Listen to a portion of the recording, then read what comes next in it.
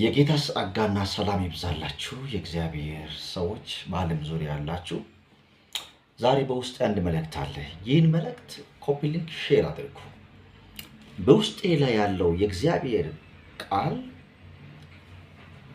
ትንቢተ ኢሳይያስ ምዕራፍ 9 ከቁጥር 1 ላይ ያለው ቃል ነው ማወራላችሁ።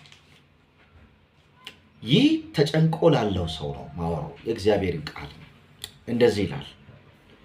ነገር ግን ይልና ቁጥር 1 ላይ ነገር ግን ተጨንቃ ለነበረች ጨለማ አይሆንላትም ወይም አይሆንም ይላል። ጨለማ አይሆንም። እናገራለሁ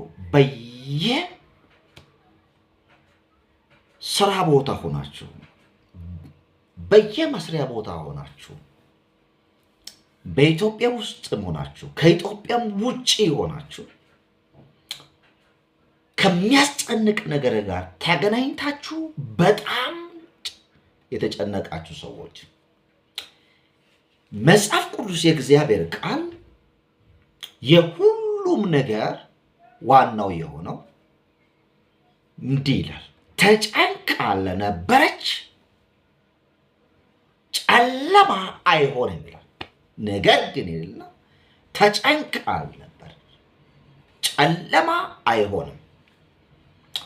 በሆስፒታል ሊሆን ይችላል፣ በእስር ቤት ሊሆን ይችላል፣ ስራ ቦታ ሆናችሁ ሊሆን ይችላል፣ መንግስት መስሪያ ቤት ሆኖ ሊሆን ይችላል፣ ግል ስራ ቦታ ሆናችሁ ተጨንቃችሁ ሊሆን ይችላል። የእግዚአብሔር ቃል እንደዚህ ይላል። አሁን ካንቺ ጋር ከተገናኘው ችግር ይልቅ ማዳጂያናን ጨለማን ለማስወገድ የሚመጣው የእግዚአብሔር ክብር ይበልጣል። ጨለማን ብርሃን የሚያደርግ የእግዚአብሔር ክብር ብቻ ነው። እንዲህ ብዬ ይናገራለሁ። ተጨንቃል? አዎ። ከዛሬ ጀምሮ ጭንቅ አይሆንም። ተጨንቀሻል? አዎ። አንቺ የምታውቂው ጭንቅ አለ አይደለ? ከዛሬ በኋላ ጨለማ አይሆንልሽም። ማሎዳ ባኒያ ሳብራዳዳ ባጋጆ ዶቦስ እናገራለሁ እንደ እግዚአብሔር ነቢይ። ላስጨነቃችሁ ጉዳይ ከዛሬ በኋላ ተናገሩ እንደ ብዬ እናገራለሁ። ብርሃን ይሆናል። ማጃኒያስ አስጨነቃችሁ፣ ወደ ብርሃን ይለወጣል። አስለቀሳችሁ ግን ወደ ብርሃን ይለወጣል። ልቀቅ ተብላችኋል፣ ወደ ብርሃን ይለወጣል። አይሆንም ተብላችኋል፣ ወደ ብርሃን ይለወጣል። ጭንቅ ሁሉ ከዚህ በኋላ ጨለማ ወደ ብርሃን ይለወጣል። ላባዲያና ሶኮቶሮቦስ ያውል እመኑ።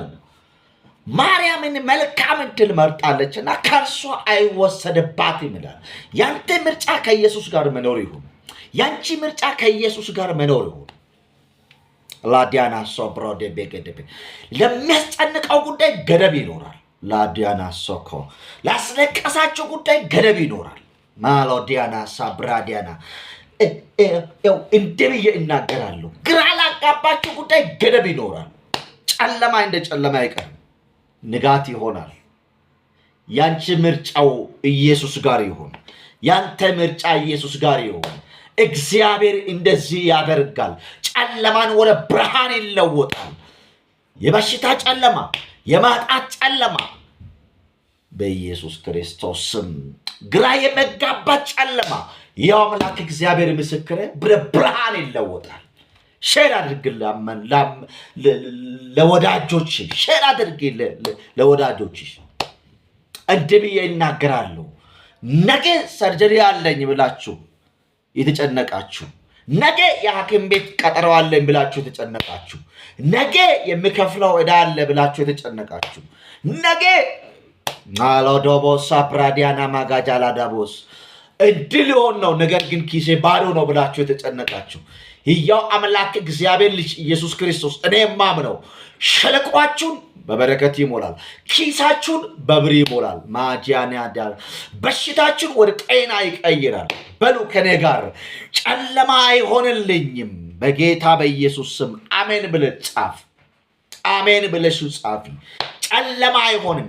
ከዛሬ ከዚች ቀን ጀምሮ እስከ ሳምንት በህይወታችሁ ላይ በኑሯችሁ ላይ ጨለማ ሁሉ ይወገድና ወደ ብርሃን ይለወጣል። ደስታ ይሆናል፣ ሳቅ ይሆናል፣ በረከት ይሆናል። ላጂያና ሶኮዶቦስ ምስጋና ይሆናል። ምስክርነትን እሰማለሁ። እግዚአብሔር በላቸው አለኝ። በል እንደዚህ ብለህ ተናገር አለኝ። ለብዙ ሰዎች ይሄ ምስራች ይሆናል፣ የፈውስ ምክንያት ይሆናል። ይሄ ቃልን የሰማ ሁሉ ይፈወሳል።